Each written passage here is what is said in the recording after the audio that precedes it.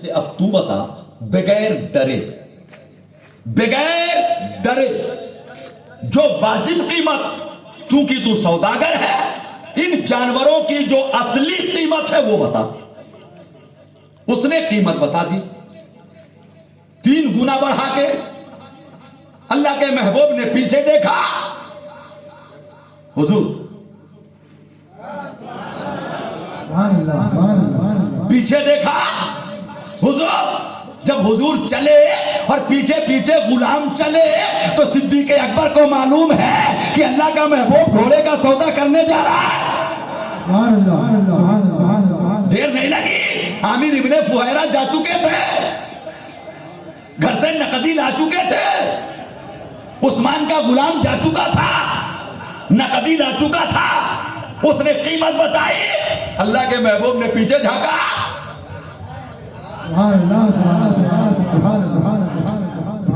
एक नया पैसा कम नहीं किया। अल्लाह के महबूब का किरदार देखो, 1 रुपया भी, बोलिए ना, 1 रुपया भी उसकी बताई रेट में 1 रुपये का भी मोल भाव टूट नहीं, जितना मांगा उतना दिया। 3 जानवर खरीद लिए, फरमाया तेरा काम हो गया। कहा हो गया, कहा तो रवाना हो जा। क्यों? उलमा फरमाते हैं 2 हिकमत। पहली ये कि अभी अगर यहां से मैं पहले चला गया तो ये तेरा गिरीबान थामेगा, भाई मेरे पीछे ये फिर तुझे सताएगा। देर नहीं, रवाना। वो अपनी सवारी पे बैठा और चलता बना। अल्लाह के महबूब वही हैं। अब इस सीरत का दूसरा पहलू देखना, बाजारे तिजारत का माहिर मुस्तफा, मैदाने तिजारत का फनकार नबी, उसी मार्केट में, उसी बाजार में 2 की मुहार पकड़ता है, ऐलान करता है 3 लाख 3 लाख।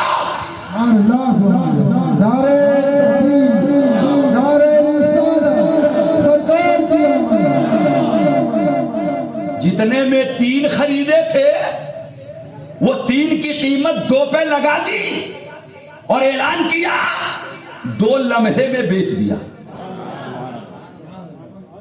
वो हकीकत में कीमती थे, वो तो सोने को मिट्टी बनाने वाला अबू जहल था, लेकिन ये मुस्तफा है, ये मिट्टी को मिट्टी ही बनाएगा और सोने को सोना ही बताएगा।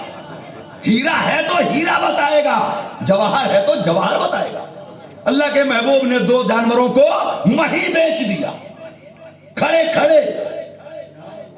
मार्केट है ये, मंडी है ये, वो जा चुका, मुंह मांगी कीमत उसको मिल चुकी है, कोई इसको धोखा भी नहीं कह सकता। वो 1 हफ्ते से परेशान था और अबू जहल को उसने जितनी कीमत बताई थी उससे ज्यादा कीमत अल्लाह के नबी को बताई थी। अल्लाह के नबी ने वही दिया जो उसने मांगा, दे दिया, चला गया। नबी ने 2 सवारियों को, 2 जानवरों को पूरी कीमत में बेच दिया। जब बेच दिया तो रकम जिनसे लिया था, आज के सौदागर सोचिएगा, उलमा सौदा करें तो लोग न जाने किन नजरों से देखते हैं, मुबल्लिगीन बाजार में जाए तो न जाने किन नजरों से देखते हैं। दीनदार नमाजी परहेजगार अगर मंडी में पहुंच जाए तो अरे साहब आजाब, हाजी साहब, मंडी पे तेरी इजारादारी है क्या? सच और हक्कानियत का सौदा, ईमानदारी से तिजारत कोई भी कर सकता है और ये सुन्नत मुस्तफा है। आपको उंगलियां उठाना तो दूर की बात है, दिल में ख्याल करने की भी आपको गुंजाइश नहीं है। अल्लाह के महबूब ने 2 बेच के जितनी कीमत थी, जिससे ली थी, अल्लाह के महबूब ने उसे वापस दे दी। अब 1 बच गया, बोलिए ना, अब 1 बच गया। अल्लाह के महबूब ने उसकी मुहार पकड़ के ऊपर उठाई। फिर अल्लाह के महबूब ने ऐलान फरमाया, उसकी कीमत तय फरमाई अल्लाह के महबूब ने, वो भी बिक गया। जब वो बिक गया तो अल्लाह के महबूब ने फरमाया, अली, खानदान की बेवाओं, कबीले की यतीमों की लिस्ट बनाओ और बांट दो और ले जाओ, हर घर یہ قیمت پہنچا دو. ایک پیسہ اللہ کے محبوب نے خود نے نہیں لیا, خود نے نہیں لیا. خاندان کے قبیلے بنو ہاشم, قبیلے مطلب کے خاندان کے یتیموں کو, بیواؤں کو, فقیروں کو, غریبوں کو اللہ کے محبوب نے وہ پوری قیمت بٹوا ڈالی. پھر اللہ کے محبوب نے فرمایا چلو.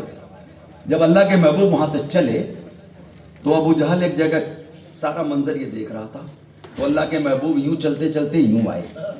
بس آخری جملے سن لیجئے, کہاں آئے؟ یوں آئے, اور ابو جہل کے سامنے آ کر کے کھڑے ہو گئے. آنکھوں میں آنکھیں ڈال کر اس کو تنبیہ کی, خبردار آج کے بعد ایسی نیچ حرکت تو نے مکے کی منڈی میں یا قرب و جوار میں کی تو میں تجھے ایسی سزا دوں گا. سوچئے گا, میں تجھے ایسی سزا دوں گا کہ پورا عرب یاد کرے گا.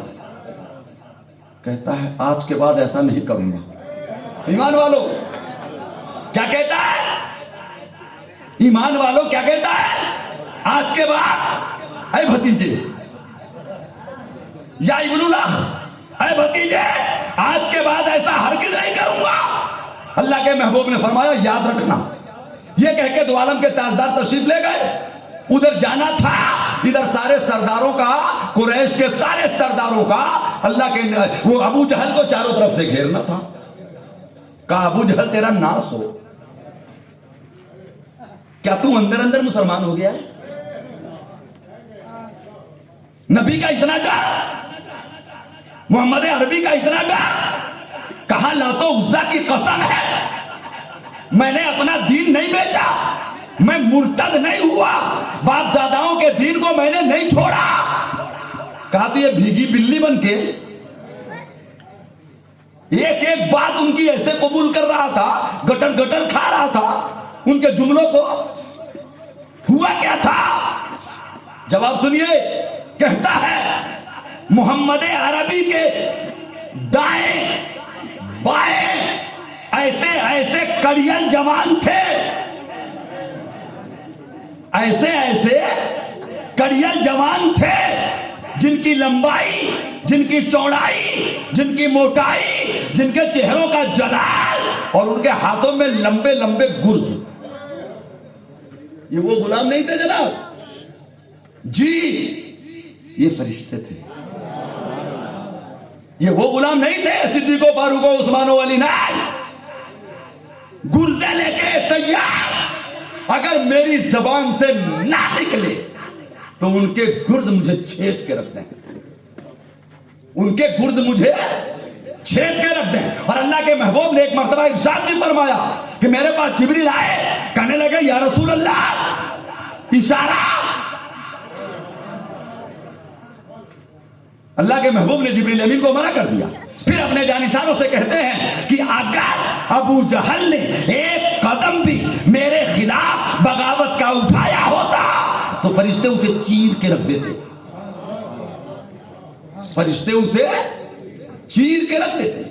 عزیزان محترم, ہیبت ایسی لیکن تبلیغ دین میں زخم ایسے. اللہ کے محبوب وہاں استعمال نہیں فرماتے اپنے روب کا, اپنے جلال کا, اپنے پاور کا. نہیں, یہ تبلیغ دین ہے. زمانے والوں کو بتا دو اسلام طاقت سے نہیں, محبوب کے اخلاق, کردار, اخوت سے پھیلا ہے. سوچو نا, اللہ کے محبوب ان چاروں موقعوں پر اگر یوں انگلی اٹھا کے کہہ دیتے کہ ابو جہل ابھی کلمہ پڑھ, ایمان سے بتانا جو ابھی ابھی آپ نے سنا ہے ان کو سامنے رکھیے گا, وہ بڑا اژدہا, اور حضور کہتے اب کلمہ بھی پڑھ لے, لگے ہاتھ. مجال تھی اس کی, ارے اس کی مجال تھی کیا؟ جو گھر کے سارے نقد لا کر کے دینے کو یوں ہی تیار ہو گیا بلی کی طرح.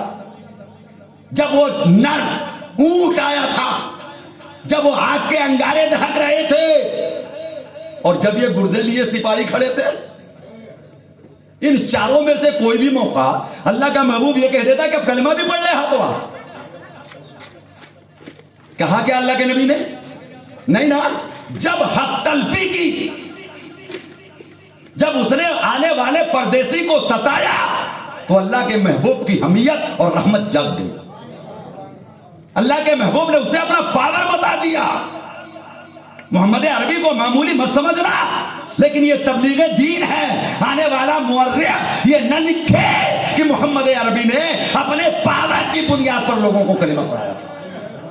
نہیں، اسلام کرداروں سے پھیلا ہے، اسلام محبت سے پھیلا ہے، اسلام اپنے لچیلے پن سے پھیلا ہے، اسلام اپنے اندر کے اس جوہر نایاب کی بنیاد پر پھیلا ہے جو پروردگار عالم نے اسلام کے اندر سمو کے رکھ دیا ہے.